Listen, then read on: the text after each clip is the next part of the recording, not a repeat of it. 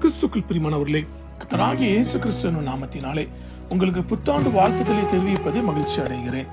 இந்த புதிய வருடத்திற்கான தேவ பலன் லேவியராகமம் 26:12 இப்படியாக சொல்லுகிறது: நான் உங்கள் நடுவிலே உலாவி உங்கள் தேவனாயிருப்பேன், நீங்கள் என் ஜனமாயிருப்பீர்கள். ஆமன் அன்புக்குரியவர்களே, கர்த்தர் தம் ஜனங்களுடன் செய்த உடன்படிக்கை குறித்து பேசுகிறது இந்த வசனம். நாம் அவருடைய கட்டளைகளுக்கு கீழ்ப்படிந்தால் அளிப்பதாக கூறிய மிக உயர்ந்த ஆசீர்வாதம் இது. அடிமைத்தன வீடாகிய எகிப்தியருக்கு தம் ஜனத்தை விடுதலையாக்கி அவர்கள் மேல் காணப்பட்ட நுகத்தடிகளை முறித்து அவர்களை நிமிர்ந்து நடக்க பண்ணின சர்வ வல்லமையுள்ள கர்த்தர் உரைக்கிறதாவது: உங்கள் நடுவில் என் வாசஸ்தலத்தை ஸ்தாபிப்பேன், என் ஆத்துமா உங்களை அரோசிப்பதில்லை. நான் உங்கள் நடுவிலே உலாவி உங்கள் தேவனாயிருப்பேன், நீங்கள் என் ஜனமாயிருப்பீர்கள். நீங்கள் எகிப்தியருக்கு அடிமைகளாயிராதபடிக்கு நான் அவர்கள் தேசத்திலிருந்து உங்களை புறப்பட பண்ணி உங்கள் நுகத்தடிகளை முறித்து உங்களை நிமிர்ந்து நடக்க பண்ணின உங்கள் தேவனாகிய கர்த்தர்.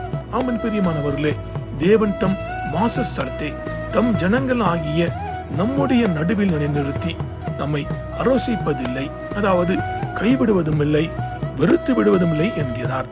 அது மாத்திரமல்ல, கர்த்தர் தம் நடுவில் உலாவி, அதாவது தம் ஜனங்களோட நெருக்கமாக நடந்து வாழ விரும்புகிறார்.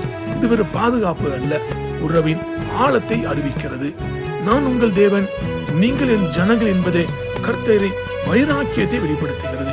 என் சகோதரரே, உங்களுடைய வாழ்க்கையில் அடிமைத்தனத்தில் வெறுமையான, குழப்பமான, பயனற்ற, திசை தெரியாத சூழ்நிலைகளில் காணப்படுவீர்களானால் ஒரு விசை தேவரீர் எங்கள் நடுவிலே உலாவும்படி வேண்டுங்கள். தேவ ஆவியானவர் ஜலத்தின் மேல் அசைவாடினது போல உங்களுடைய மத்தியில் உலாவி அசைவாடும் போது அடிமைத்தனமாகிய இருள், அறியாமையின் இருள், பயம் என்கிற இருள், குழப்பம் என்கிற இருள், உயிரற்ற சூழ்நிலையான இருள் உங்களை விட்டு விலகுவதை காண்பீர்கள். தேவனுடைய ஆவி உலாவும் போது, அசைவாடும் போது குழப்பங்கள் ஒழுங்கும் சீரமாக மாறுவதையும், இருள் ஒளியாக வெளிச்சமாக பிறப்பதையும், புது வழி ஜீவன் உண்டாகுவதையும் காண்பீர்கள். கர்த்தரின் ஆவியானவர் தாமே இந்த புதிய வருடத்தில் நம் நடுவில் உலாவி, நான் உங்கள் தேவன், நீங்கள் என் ஜனங்கள் என்பதையும், தேவன் நம்மோடு இருக்கிறார் என்பதையும், நம்மை விடுவித்து உயர்த்துவார் என்பதையும் வெளிப்படுத்தி நம்மை ஆசீர்வதிப்பாராக. ஆமென்.